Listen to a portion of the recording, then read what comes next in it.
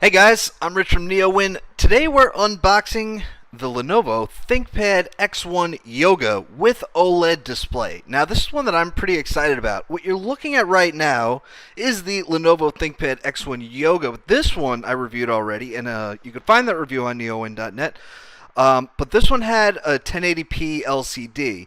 So this one that's in this box right here is going to have the 1440p OLED display. Now, OLED PCs are still pretty rare, and that's kind of one of the things that I love about Lenovo's products is that they don't really do what everyone else is doing, right? I mean, you could see that it has the carbon fiber body, where a lot of other OEMs are just kind of doing that metallic aluminum look, which is similar to what Apple does. And this obviously this doesn't fit in with the look of all the other devices out there, right? It's not just another one.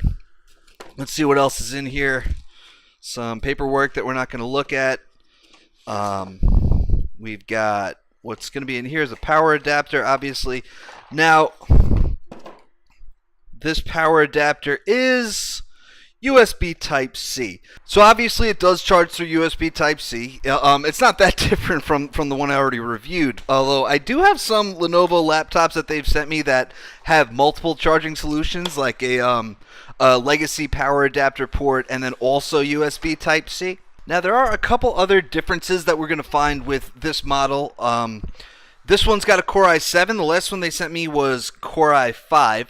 So there's going to be a boost in performance there, although I should point out that it's the Core i7 7600U processor. I believe it's 7600. We can see the screen booting up here. It might be the 7500. What I do know is that it's not the 7660, which would be that's the one that comes with the Intel Iris Plus 640 graphics. So this one still has the Intel HD graphics 620 that you also get with the Core i5 model. All right. Also, we got twice as much RAM in here, so it's 16 gigs, 512 gigabytes of storage. So it's definitely a boost up all around. So we're gonna have new performance tests and everything. All right. One thing that they still didn't give me, although I wish they would, and I asked, is the cellular model.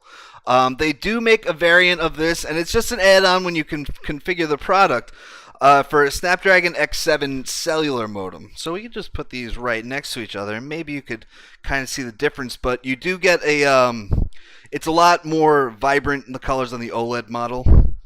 But back to the cellular thing, I really love that they make these cellular PCs. Microsoft is doing the ARM PC thing that's coming up probably around CES.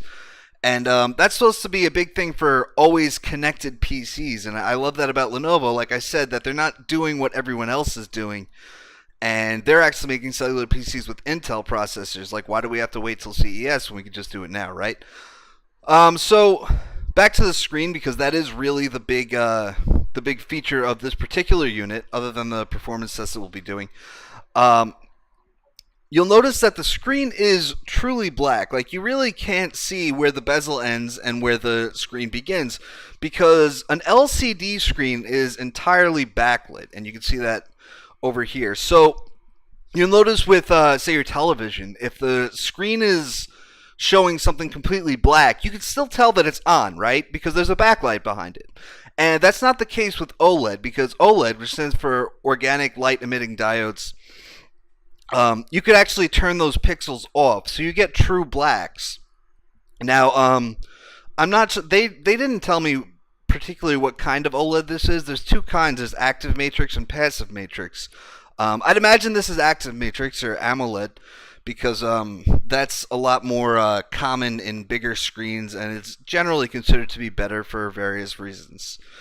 You'll see a lot of OLED screens in smartwatches. The Microsoft Band had it, but also there are some phones that have it. I mean, I believe LG said the V30 is going to. The LG put it in the G Flex 2 a couple years ago. So yeah, but the screen looks beautiful. I also like the bumped up resolution. I feel like 1080p is a little too low in a laptop of this size. It's a 14-inch display. And I feel like 1080p is too low even in a 13-inch display. And I have 4K laptops, and those tend to really drain the battery. And I feel like 1440p is really the sweet spot. And since you could turn the pixels off when it's black like this, it's not using as much power.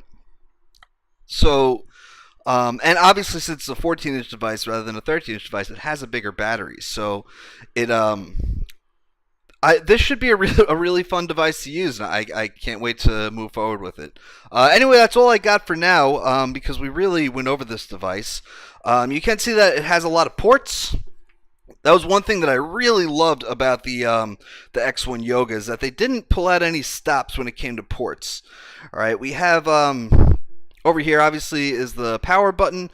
We have a built-in pen over here, which is pretty cool because you can see there's charging pins on the pen, and when you're not using it, it's charging while it's in the device, and you don't have to worry about that.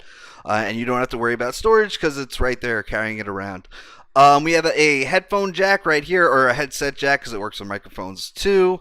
USB Type A, HDMI, and then if we go to the other side, you can see we've got a pair of Thunderbolt 3 ports and 2 more USB Type A ports. So that's really cool if you ask me.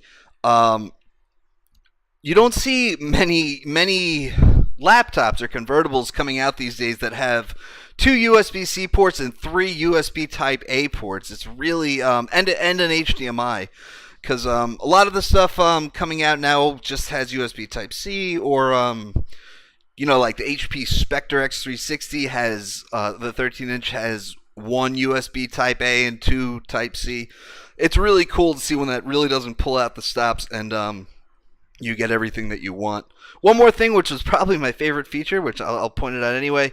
The keys retract. So you go to use this thing like a tablet, and the keys are just flush against the device. And it's the most minor inconvenience when you're using another kind of device, but those keys get in the way when you're using it like this. And I love it. I love that they just kind of thought to do that little minor thing. Anyway, guys, that's it. I'm Rich from NeoWin. Have a great night.